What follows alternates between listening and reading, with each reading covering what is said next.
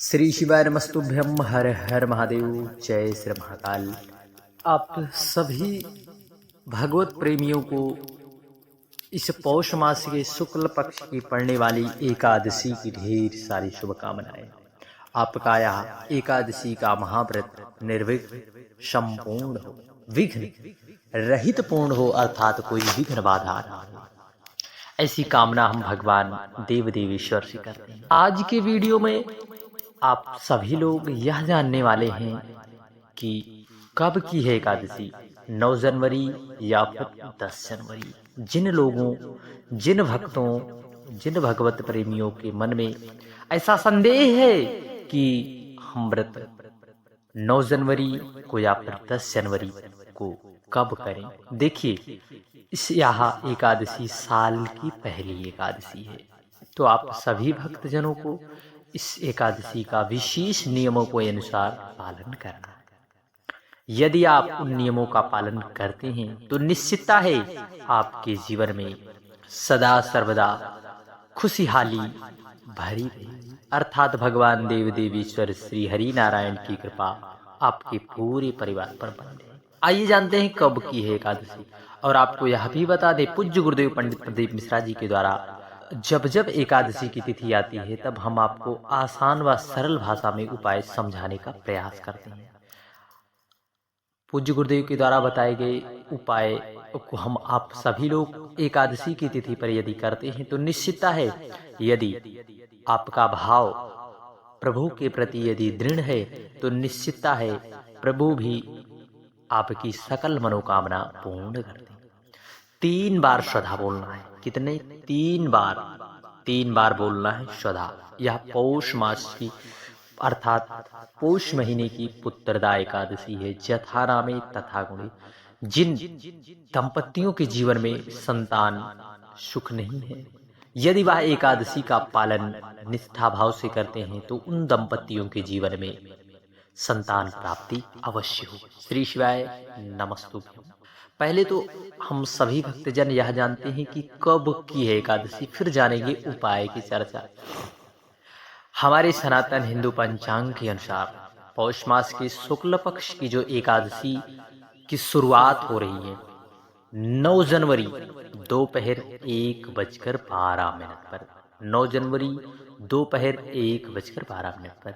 वही तिथि का समापन अगले दिन 10 जनवरी को 12:43 पर होगा। ऐसे में उदया तिथि की मान्यता को माने तब हम सभी को भक्तजनों को व्रत 10 जनवरी को ही करना है। और ऐसे में यह भी जानेंगे कि जो व्रत नहीं कर सकते उन्हें क्या करना है और जो व्रत ना कर पाए उन्हें क्या करना है। यह व्रत भगवान देव देवेश्वर श्री हरि नारायण विष्णु की कृपा प्राप्त करने के लिए यह व्रत होता है। इसलिए हम सभी भक्तजन इस एकादशी की तिथि पर पूज्य गुरुदेव के द्वारा बताए गए नियमों का पालन जरूर करें। देखिए, एकादशी की तिथि जो होती है भगवान देव देवेश्वर श्री हरि नारायण विष्णु को समर्पित है। साथ ही साथ यह एकादशी की तिथि हमारे पितरों को भी समर्पित है। और शास्त्रों और पुराणों में और पूज्य गुरुदेव के मुखार बिंदु से आप सभी लोगों ने सुना होगा कि जो चीजें देवताओं को दुर्लभ होती है वह हमारे पितर यदि प्रसन्न हो जाए तो हमें बड़ी ही सरलता पूर्वक हमें प्रदान हो जाती है। तो हमें अपने पितरों को प्रसन्न करने के लिए इस एकादशी से बढ़कर कोई अन्य तिथि शायद ही हो सकती है। आपको एक पात्र में जल लेना है। कितने? एक पात्र में जल लेना है और उसमें आपको ले जाना है जो है 7 बेलपत्री। इस प्रकार से बेलपत्री आपको 7 बेलपत्र ले लेना है। उसमें आपको जल डालना है 7 बेलपत्री। यह विशेष उपाय जो है धन संपदा की वृद्धि के लिए, आपके घर का कोई सदस्य बुरी संगति में फंसा हुआ है, गलत संगति में फंसा हुआ है, तो उसके लिए आप सभी को इस विशेष उपाय को कर लेना है। आपको 7 बेलपत्र लेना है और एक पात्र जल लेकर श्री शिवाय नमस्तुभ्यम या फिर नमः शिवाय कहते हुए आपको जाना है देव देवेश्वर भगवान देवादिदेव महादेव के मंदिर। वहां पर आपको सर्वप्रथम मंदिर के निकट आपको भगवान नंदी दिखाई देंगे। आपको नंदी के यहाँ पर उठे हुए पांव पर जो यहाँ पर उठा हुआ पाँव है, यहाँ पर आप श्री शिवाय नमस्तुभ्यम नमः शिवाय कहते हुए आपको जल को समर्पित करना है। जल समर्पित करने के बाद आपको जो बेलपत्री है, बेलपत्र आपको एक भी नहीं समर्पित करना है। जल समर्पित करने के बाद प्रार्थना करें। प्रार्थना करने के बाद आप वहां पर आएंगे, थोड़ा सा आगे नंदीश्वर भगवान के सामने ही देव देवीश्वर भगवान देवादिदेव महादेव विराजमान रहते हैं। वहां पर आपको सातों बेलपत्री को श्री शिवाय नमस्तुभ्यम नमः शिवाय कहते हुए एक एक बेलपत्र को आपको समर्पित करते हुए जाना है। यह विशेष उपाय आपके जीवन में आनंद की अनुभूति कराएगा, सुख की अनुभूति कराएगा और आपके घर का कोई भी सदस्य यदि बुरी आदतों, जुए, मदिरा आदि में फंसा हुआ है तो निश्चितता है यदि आप इस विशेष उपाय को यदि एकादशी की तिथि पर निष्ठा भाव से करते हैं तो निश्चित है लाभ जरूर होगा। इसलिए एकादशी पर यदि इस विशेष उपाय को आप करते हैं तो भगवान देव देवीश्वर की कृपा आपके पूरे परिवार पर सदा सर्वदा बनी रहेगी। आइए जानते हैं अगले विशेष उपाय में। अगले विशेष उपाय में आपको इस प्रकार से एक पात्र में गंगा का जल लेना है। एक पात्र में गंगा का जल लेकर पहुंच जाना है देवाधिदेव महादेव के मंदिर। वहां पर आपको कुछ भी नहीं करना है, सिर्फ 3 बार बोलना है। 3 बार बोल देने से जो है आपके पितृ आप पर प्रसन्न होंगे। 3 बार आपको जल समर्पित करना है, आपको 3 बार बोलना है। क्या स्क्रीन पर आप पढ़ सकते हैं? स्वधा, एक बार स्वधा, स्वधा, स्वधा। आपको केवल 3 बार बोलने से यदि आपके जीवन में आपके पितरों की कृपा प्राप्त हो रही है तो आपको स्वधा स्वधा स्वधा 3 बार अवश्य बोलना है।